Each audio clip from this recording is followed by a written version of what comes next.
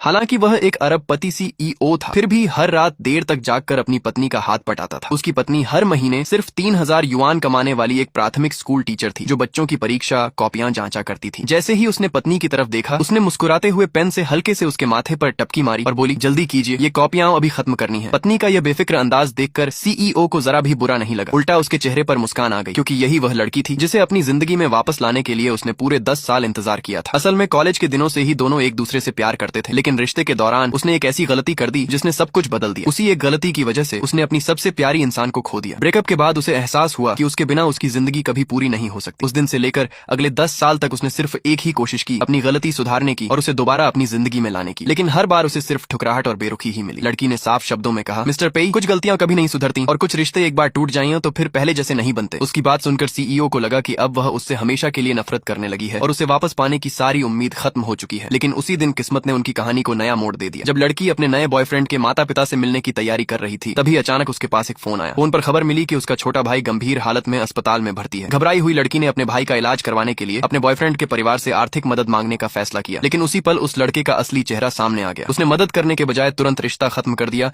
और उसे अकेला छोड़ दिया। लड़की पूरी तरह टूट गई और समझ नहीं पा रही थी कि अब क्या करे। उधर जैसे ही सीईओ को यह सब पता चला, उसने बिना एक पल गंवाए अपना सारा काम छोड़ दिया और सीधे उसकी मदद के लिए उसके पास पहुंच गया।